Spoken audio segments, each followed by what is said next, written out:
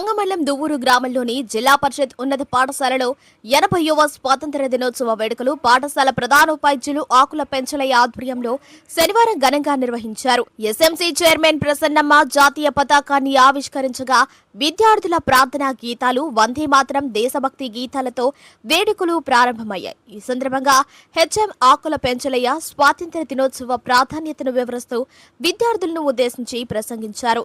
దేశ స్వాతంత్ర్యం కోసం మహనీయులు చేసిన త్యాగాలను గుర్తు చేస్తూ విద్యార్థులు క్రమశిక్షణతో చదువుకుని ఉన్నత లక్ష్యాలను సాధించాలని, దేశభక్తి, నైతిక విలువలు, సామాజిక బాధ్యతతో ముందుకు సాగాలని పిలుపునిచ్చారు. విద్యార్థుల్లోని ప్రతిభను గుర్తించి ప్రోత్సహించేందుకు పాఠశాలలో విద్యా సాంస్కృతిక కార్యక్రమాలకు ప్రాధాన్యం ఇస్తున్నట్లు తెలిపారు. కార్యక్రమానికి విశిష్ట అతిథులుగా దువ్వూరు కిషోర్ బాబు దంపతులు హాజరై విద్యార్థులను చైతన్యపరిచారు. చదువుతో పాటు జీవితంలో ఉన్నత లక్ష్యాలను ఏర్పరచుకుని పట్టుదలతో ముందుకు సాగాలని కిషోర్ బాబు సూచించారు.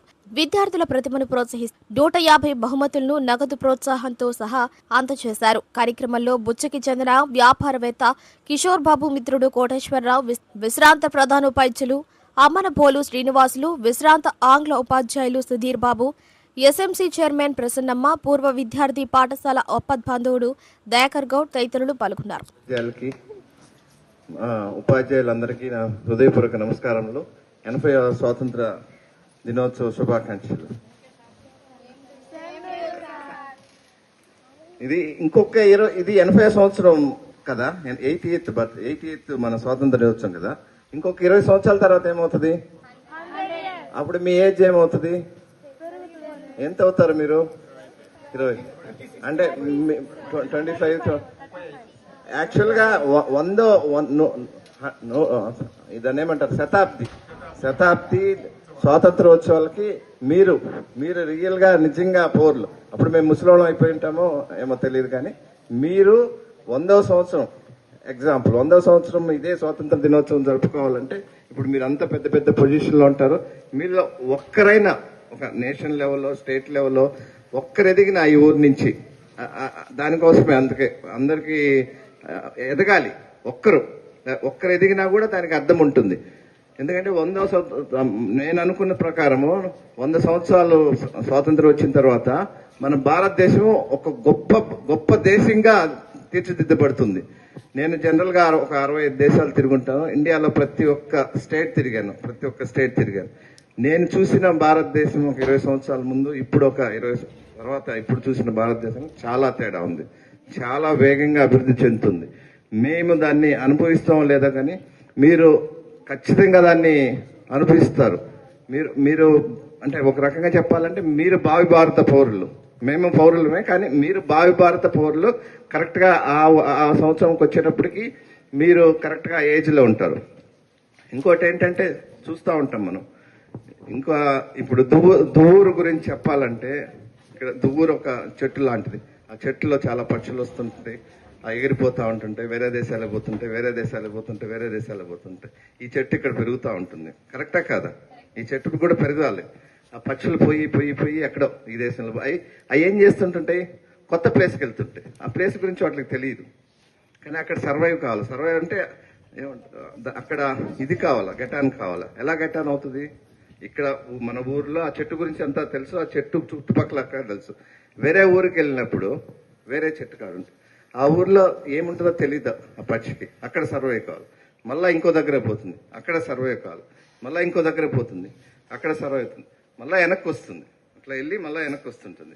ఇన్ని ప్లేసులకు వెళ్ళినప్పుడు కొత్త ప్లేసుల్లో కొత్తవి ఉంటాయి. అంటే మీకు అర్థమవుతుంది. కొత్తవి అంటే కొత్త ప్రాబ్లమ్స్ ఉంటాయి, కొత్త ఇవి ఉంటారు, కొత్త వేటగాళ్ళు ఉంటారు, ఎవరు కొట్టేస్తారో తెలియదు. అవన్నీ తట్టుకొని మళ్ళీ వెనక్కి రావాల్సి వస్తుంది. ఇక్కడ ఈ చెట్టు పెరుగుతూ ఉంటుంది. అర్థమవుతుందా? ఇప్పుడు దాన్ని ఎందుకు చెప్తున్నానంటే, ఈ ఊర్లో పుట్టి కూడా, ఈ చెట్టు మీద పుట్టి కూడా బయటికి వెళ్ళి మళ్ళీ వెనక్కి రావాల్సి వస్తుంది. దానికి అవన్నీ తట్టుకోవాలంటే కూడా మీరు చాలా చాలా చాలా ఇది చేయాలి, కష్టపడాలంటే సార్ చెప్పినట్టు ఒక చదువు అనే కాదు, ఒక జనరల్ నాలెడ్జ్, ఒక బయట గురించి తెలుసుకోవటం, దేశంలో ఏం జరుగుతుంది, రాష్ట్రంలో ఏం జరుగుతుంది, మన చుట్టుపక్కల ఏం జరుగుతుంది అనేది కూడా చాలా చాలా ఇంపార్టెంట్. ఇప్పుడు ఇంకోటి నేను చూస్తున్నాను, మేము చిన్నప్పుడు చదువుకునేటప్పుడు మీ అంత మాకు ఇది లేదు. చిన్న గుడిసెలు ఉండేది, చుట్టూ తాటాకల గుడిసెలు. మాకు కరెంట్ లేదు, తాటాకల గుడిసెలు, వర్షం వస్తూ ఉంటుంటే పైన వర్షపు నీళ్ళు వస్తూ ఉండేది. ఇప్పుడు మీకు ఈ గవర్నమెంట్ అన్ని చాలా చూస్తూ ఉంటుంటే చాలా చేసినట్టు అనిపిస్తుంటుంది. మేము ఆ స్కూళ్ళల్లో లాందర్లో పెట్టుకొని టీచర్ల కాడికి వెళ్ళి రాత్రుల్లో ఏమన్నా ఉంటే కూడా వాళ్ళతో కూర్చొని చదివిన వాళ్ళం మేము. అంటే మీకు అన్ని ఇప్పుడు అన్ని మీకు ఇస్తరాకు వడ్డించినట్లు చేస్తా ఉన్నారు. మీరు చదువుకోవటం ఈజీనా, మేము మా వయసులో చదువుకోవటం ఈజీనా? ఏది ఈజీ? అయినా కూడా మీరు నేషనల్ ఇంటర్నేషనల్ లెవెల్లో కాంపిటేటివ్ చేయాలంటే ఏం చేయాలి? చదువుకోవాలి. చదువు అంటే నార్మల్ చదువు కాదు, ఏదో పాస్ అయిపోతాము ఏదో ఇది కాదు. ఒక గట్టిగా దాన్ని ఏమంటారంటే దాన్ని కాంపిటీషన్, నేషనల్ కాంపిటీషన్, ఇంటర్నేషనల్ పోవాలంటే అంత ఈజీ కాదు. అంత ఈజీగా నేను చూస్తుంటాను ఈ ఊరు నుంచి ఏదో ఒక ఐఏఎస్ ఐపీఎస్ గ్రూప్ 1 ఆఫీసర్స్ వస్తారేమో అని చెప్పి చూస్తూ ఉంటుంటాం, ఎవరైనా వస్తారేమో అని. కానీ అంటే ట్రై చేస్తున్నారో లేదో కానీ తెలియదు. కానీ మీకుండే దాంట్లో మీరు ట్రై చేయండి. చిన్నప్పటి నుంచి ఏదో ఒక పెద్ద ఇది కావాలో, ఒక పెద్ద ఈవెన్ ఏదైనా పర్లేదు, ఒక పొలిటికల్ లీడర్ అయినా, ఒక స్పోర్ట్స్ మ్యాన్ అయినా, ఒక పెద్ద గ్రూప్ పెద్ద ఆఫీసర్స్ అయినా, ఏదో ఒకటి ఈ ఊరి నుంచి రావాలి. వచ్చినప్పుడు మేము చెప్పిన దానికి మేము టైం వేసి ఇంత దానికి ఒక అర్థం ఉంటుంది. అంతేగాని ఊరికే వచ్చేసి మేము మీకు ఏదో చెప్పేసి పోతా ఉంటాం కాదు. మేము ఎక్స్పెక్ట్ ఏం చేస్తూ ఉంటాం, ఒక్కరు నేషనల్ లెవెల్లో ఎదిగినా, స్టేట్ లెవెల్లో ఎదిగినా ఆటోమేటిక్ ఈ ఊరికి మంచి జరిగిపోతుంది. అర్థమవుతుందా? ఇంకా చెప్పాలంటే ఇంకా ఉన్నాయి, చెప్తా ఉంటుంటే ఇంకా చాలా వస్తూ ఉంటుంటే.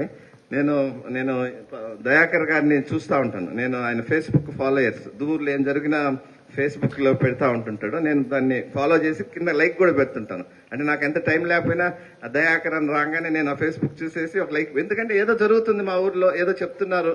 అర్థమవుతుందా? అంత మాత్రం ఇప్పుడు ఆ దేవాలయం కాడికి వెళ్ళి ఇది చేసి ఇది ధర్మకర్తలు మొన్న ఈవోతు అట్లాంటి చిన్న విషయాలు కూడా మేము ఫాలో అవుతున్నాం. అంటే ఆయనకి తెలియదేమో ఫాలో అవుతున్నాం, కానీ మాకేంటంటే మా ఊర్లో ఏం జరుగుతుంది, ఎందుకుంటుంది ఆతృత మనకి మన ఊర్లో ఏం జరుగుతుంది అనేది. ఎందుకంటే ఇక్కడ పుట్టేమో, ఇక్కడ పెరిగామో, ఇక్కడ నీళ్ళు తాగా ఉంటుంది. అట్లా అంటే అది ఆ ఫీలింగ్ వచ్చింది అనుకోండి. నేను ఊరి మీద ఫీలింగ్ అన్నప్పుడు మీకు ఊరి మీద ఫీలింగ్ రావాలి, మీ మీద కూడా మీకు కంట్రోల్ రావాలి, మీ మీద మీకు ఇది రావాలి. అన్ని వచ్చిన రోజే మీరు కంప్లీట్ ఇది అవుతారు. ఇంకా కోటేశ్వరరావు గారు నా ఫ్రెండ్, పాపము నాకు చిన్నప్పుడు